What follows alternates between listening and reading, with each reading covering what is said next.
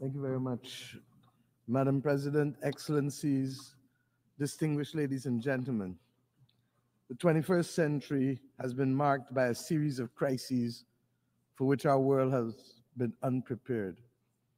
Financial crisis that started in 2008, which then triggered fiscal crises across many of the world's countries.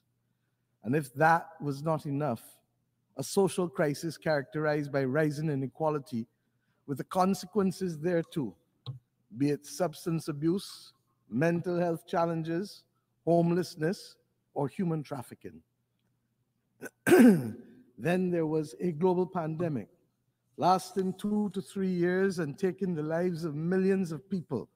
And for those surviving, they had restricted movement and restricted choices. All of this, my friends, has been exacerbated by the spreading of fake news. This distorts reality and threatens the stability of our societies, creating a platform for hate to thrive and prejudice to rise. But deeper than all of these crises is a bigger, more insidious crisis that is undermining our domestic and global institutions that have promoted order, peace, and prosperity. It is, my friends, the crisis of truth. Excellencies, when we lose shared truth, our communities, our countries, our global society loses their center of gravity. At first, the damage may seem quiet. Words bend and facts drift in the service of political point scoring. But slowly, over time, we descend into political tribalism. We develop alternative realities and we are unable to understand each other and communicate with each other because we lack a center. Then we grow suspicious of each other. In the absence of truth, trust deteriorates. And we see it all around us, in global forums, and indeed on the blocks and in the communities in our own countries. Trust between neighbors, trust between the governed and the governing, trust in our instructions, trust in our social order, trust in our health systems, trust in our global rules, governance structures. It all seems, in the words of Chinua Achebe, to be falling apart. When we lack truth and we lack trust, law becomes theater, news becomes spectacle, and science becomes just another opinion. As I've had cause to say in this great hall on a few times, our world today worryingly resembles the world of 100 years ago. And this has become even more evident with the closing of our borders to both goods and to people. This has magnified the geopolitical tensions which had already taken root. Disturbingly, war, regrettably, has only entered the daily lexicon of the West, not when thousands were dying on the continent of Africa or in Myanmar, but when war came to Europe. Nevertheless, we still call for peace in the Ukraine. Only yesterday, a leading British newspaper reminded us that for 500 days, 260,000 people, virtually the population of my country, 260,000 people have been trapped in the Sudanese city of El Fasher.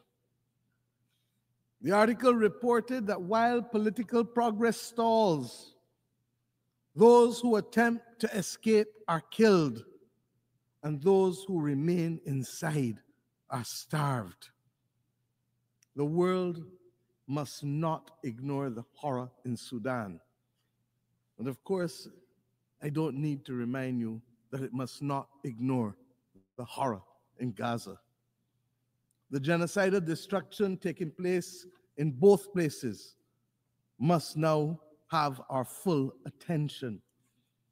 And as it relates to Gaza, Yes, there must be a release of the hostages taken on October 7th. But we have now gone to a point where all of our human sensibilities are offended by the continuous and disproportionate attacks on the Palestinian people and the failure to allow access by the international community to the survivors for the provision of humanitarian aid. The survivors are entitled, my friends, to use the words of Bob Marley. How can you be sitting there telling me that you care when every time I look around, the people suffer in the suffering in every way, in everywhere? My friends, it calls to mind the Roman historian Tacitus, who quoted a Scottish chieftain fighting against the military might of the Roman Empire. And I mention only the last two sentences. They plunder, they butcher, they ravish, they make it desert and call it peace. They make it desert and they call it peace. The real tragedy of war is that these children, when they become grandparents, will still be answering the innocent questions posed by their grandchildren 70, 80 years from now as to how they lost their limbs. Granny, how did you lose your leg? And when they answer, we run the risk that the violence and hate will be perpetuated for another 2 to 3 generations. This is not why we have come together. This is not good. And Madam President, it is happening under our watch. We can and we must do better to secure the peace across the world in the name of the children. And let me say that at the very least, the international community must immediately find the funding to support the children of Gaza and the children of Sudan for the next 3 months.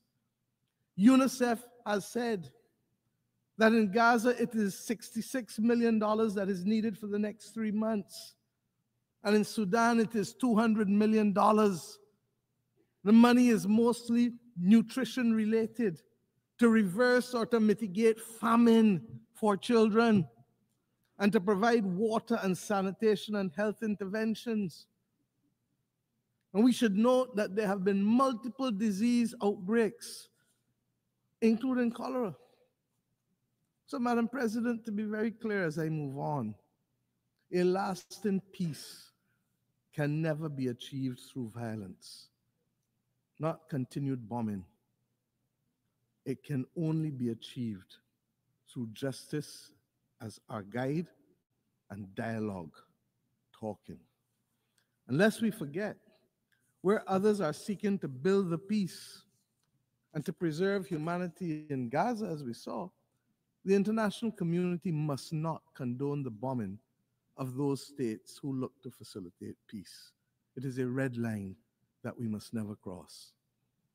Madam President, I say simply again, another year, the world needs a reset. We must find first and foremost whether we still agree on the same values that inform our charter. As simple as this seems, this is necessary in any reset, for values we all know have changed over the last 80 years, and we cannot assume that it is business as usual. And if it is not available to all of us to agree to those values, then we must at least know who does and who doesn't. In addition to our inability to bring about peace in multiple conflicts, there really still are a number of issues that threaten our way of life and the stability of our planet beyond war. The climate crisis, food insecurity, water scarcity, mass flow of refugees and displaced persons, poverty and increasing inequality within and between societies. It has become so insidious that people don't even talk about it sufficiently. And of course, the failing spectacle of the SDGs for too many of our countries and people across the world. and of course, unregulated AI, which, while it has tremendous promise, poses unregulated significant risk. Many of our people ask every day, why has the United Nations not done better recently? The simple truth, my friends, is that countries have lacked the political will to live by the charter and to do what is right for humanity. Countries of different sizes, capacities, and cultures can only survive in this world in which we live if we maintain a rules-based system. It is no different to what we have to do in our own countries to maintain and protect the vulnerable and the weak. In fact, it's no different than what has to be done in a child's playground. The rules-based system is what protects us from bullying and from rogue behavior. Our charter was designed to promote compassion, equality, fairness. And this is why it is imperative that we maintain a rules-based system. I speak as a leader of a small country. Our future is placed at risk unless we preserve this rules-based system. The law of the jungle does not guarantee any of us a future on a livable, or indeed doesn't guarantee us a livable planet. We have simply to step up to the plate. And unlike the West Indian Federation, when one country left and the maths of the day was 1 from 10 leaves 0, we must remember that if there are those who don't want to be inside at the dance, that 1 or 2 or 3 from 193 does not leave 0. Does not leave 0. Those of us who remain can continue to pursue our vital interests. And we don't criticize countries for making sovereign decisions because that's what governments were elected to do. If that's not what they want, that's not what they want. But let us get on with the business and protect our vital interests of preserving a rules-based system to strengthen us, to build peace, to allow us to better face challenges from climate to pandemics to unregulated AI, and generally to build a better life for our people. There is no doubt that there is a case for efficiency gains to be made in this United Nations institutional framework. We know that. But once we finish the efficiency gains, member states who want or need a rules-based order must put their money where their mouth is. If we are to be protected by a rules-based system, then we must step up to the plate and provide the funds to bridge the gap to deliver the results that we desire. We must move from short pants to long pants and understand that we can no longer complain about the absence or behavior of a country and not ourselves be prepared to make wrong things right. It is as simple as that. And believe me, the arithmetic is not bad. It is within each of our reach to reach there, to do it. And let us remember the Aristotelian principle: equality among equals, proportionality among unequals. My friends, and while we contemplate the multiple crises, let us also not despair, because there are some things that have worked for the benefit of our people in the last few years. We now have globally a historic pandemic agreement that was adopted to make the world equitable, more equitable, and safer from future pandemics. A full appreciation of this will only come when the next pandemic hits us. We have agreed to the Seville Commitment on Finance, which seeks to fulfill the promise of the SDGs, and which, even though the funding has not been fully identified, has mainstreamed a number of financing concepts that were simply not taken into account a decade ago. Debt swaps, natural disaster clauses, or what they call climate resilient debt clauses. These are the things that we advocated in the Bridgetown Initiative. We have committed also as a world last year here to an ambitious global action plan to combat antimicrobial resistance. And what does that have to do with any of us in here? I've said repeatedly, this is the silent slow motion pandemic of the 21st century and threatens to reverse a century of medical progress. And when we know people who die from hospital-aided infections, we understand the importance of the vital steps taken here. Earlier this week, we successfully brought into force the Beyond Boundaries and National Jurisdiction Treaty. As a large ocean state, as Barbados is, I am acutely aware of the critical importance to protect our oceans and its marine biodiversity as part of the ecological balance of the planet. And last year, we adopted the ambitious Pact for the Future, which provides a roadmap, a North Star, for our work to protect people and planet of the future.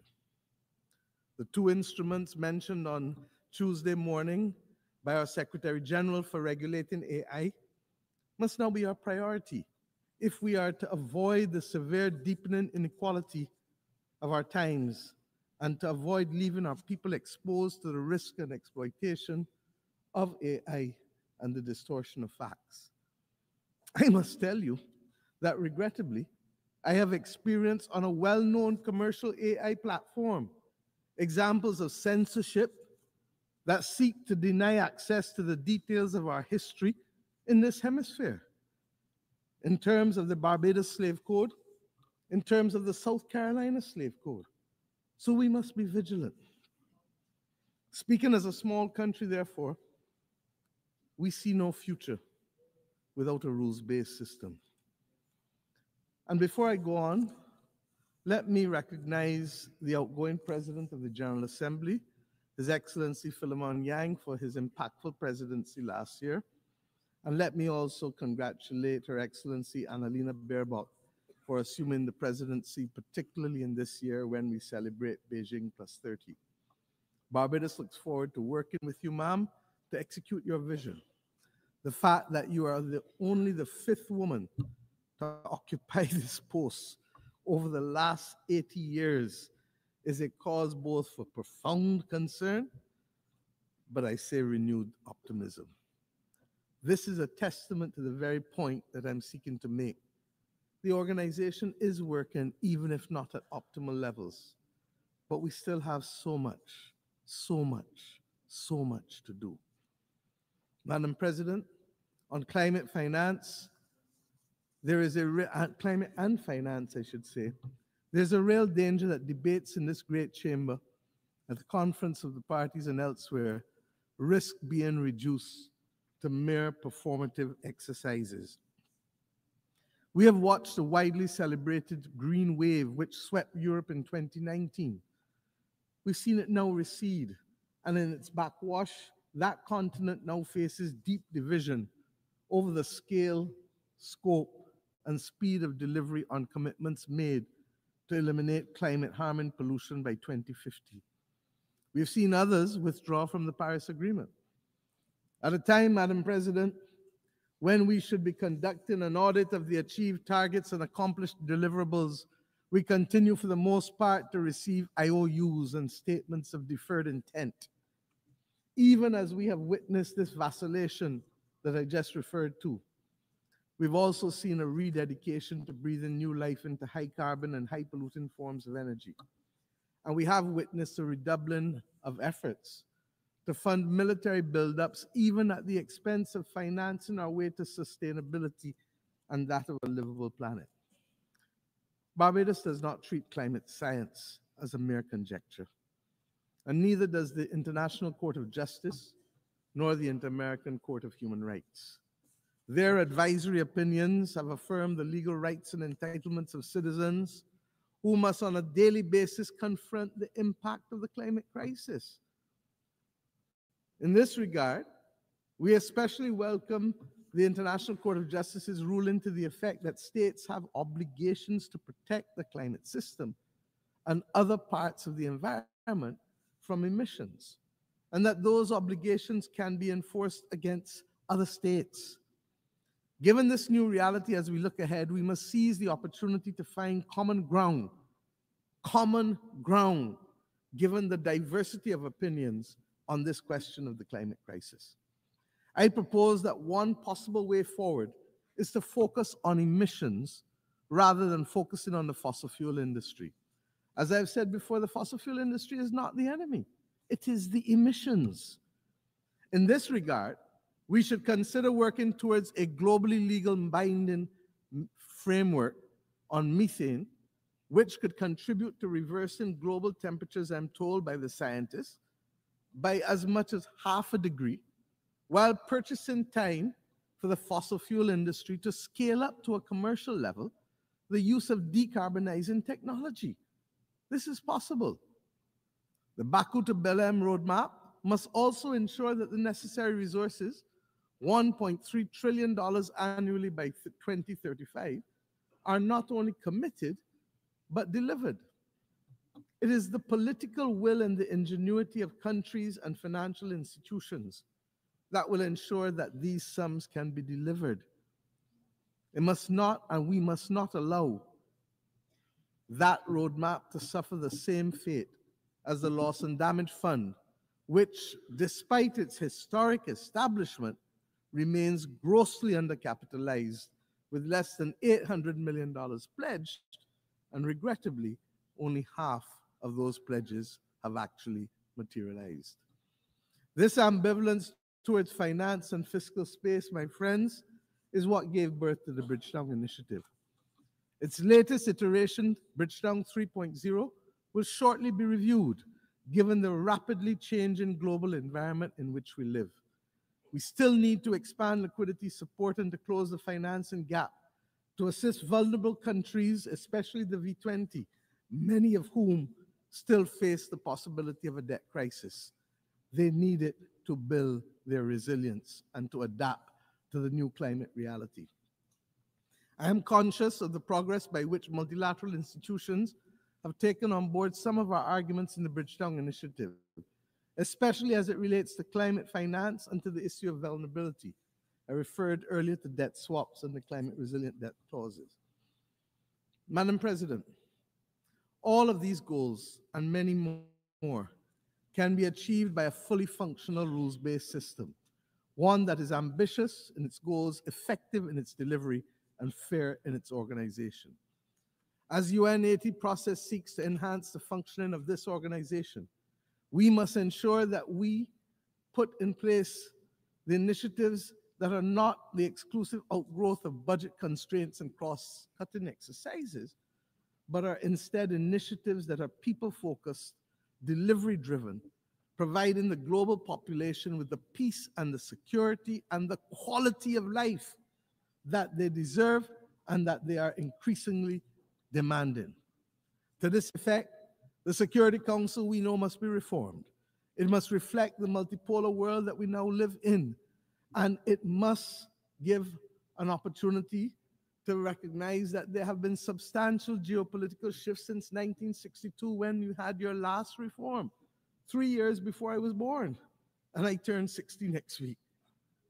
Permanent seats for Africa and a seat that revolves for small island developing states are an essential part of that reform, because we all have perspectives that must be heard. You cannot ask us really to show up for family photos and votes when you need them, and then exclude us from the family's decision-making as if you are the grown-ups and we are the children. We are not minors. We are independent sovereign states with full capacity, and we insist on being treated as such.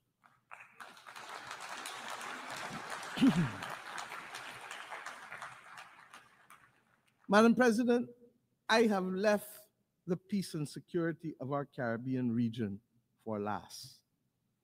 It is deeply troubling.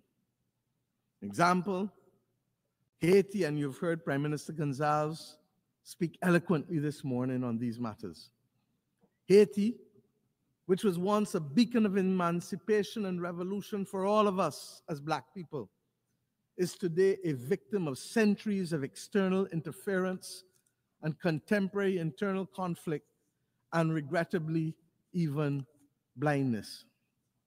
We want to thank Kenya for its extraordinary leadership of the multinational security support mission, even when they were out there on their own.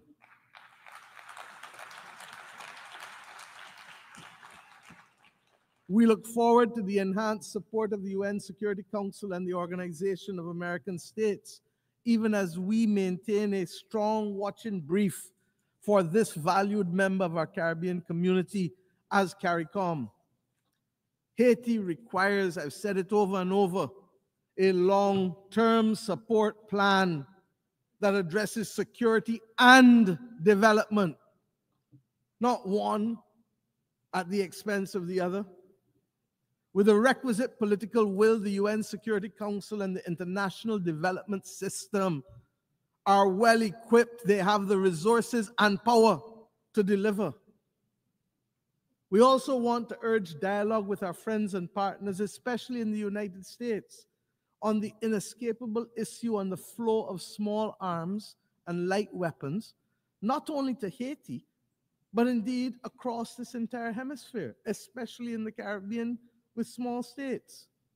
Fragile economies in the democracies of the Caribbean community are now being threatened by this incessant flow of illegally obtained weapons and increasingly organized criminal elements which utilize them.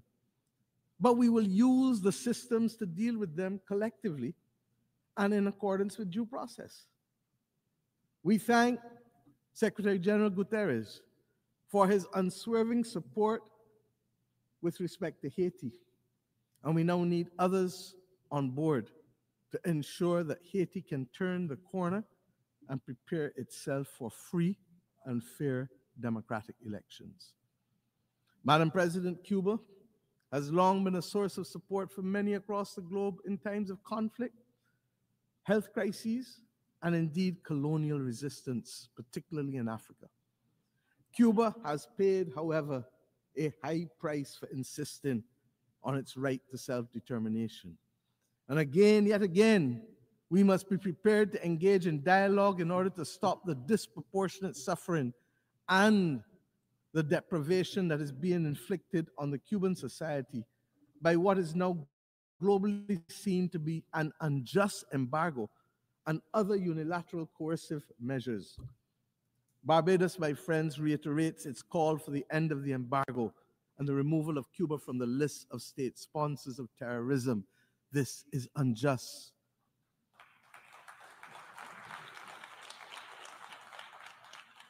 What is even more, in the Caribbean Sea, we're now seeing a shocking violation of a hemispheric understanding that the Caribbean be treated as a zone of peace.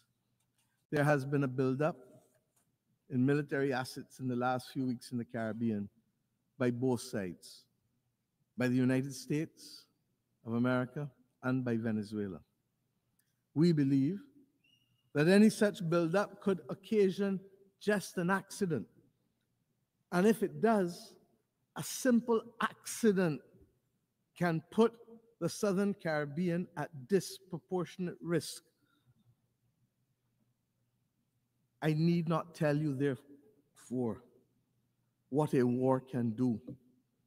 It is not acceptable for our islands, our countries, to be viewed as collateral damage. I say simply, for all who can hear and for all who read and can listen, full respect for the territorial integrity of each and every state in the Caribbean must be respected. And that includes all states. Almost all wars end as a result of dialogue. Let us make a greater effort to have the necessary conversations to prevent war. It is too simple. As I close today, I leave you with an image that has stayed with me for the last week of a young Palestinian girl of 6 or 7 years old walking in the midst of the rubble in Gaza. Her eyes were hollow and full of despair. It was clear that she was in great pain, but she carried her sister on her shoulders, both shoulders, clearly recognizing that it was she who would have to carry the burden of taking them to safety. My friends, this is the ultimate picture for me of hope and resilience. Let us be inspired that even in the face of the greatest adversity and challenges that the world faces, that we too can rise. For if a 6-year-old can push past the pain, all the physical and emotional pain, and still find hope that there's a better moment ahead of her, then we as leaders, members of the global community, have a duty to summon that spirit. The world needs it now more than ever. It is not beyond us to forge a better world that is fair and just. 80 years ago, it was just a few countries that summoned that will. Today, those of us who were denied the right to be heard then must now be the core responders to this critical clarion call. I leave you inspired by the words of my own anthem as I think about the world. Inspired, I say, upwards and onwards we shall go, inspired, exulting, free, and greater will our world grow in strength and unity. If a 6-year-old child can summon the will against all that she faced, then we, with much, much, much more, and with a commitment and an obligation to many, many, many, many more, must summon that will. I thank you.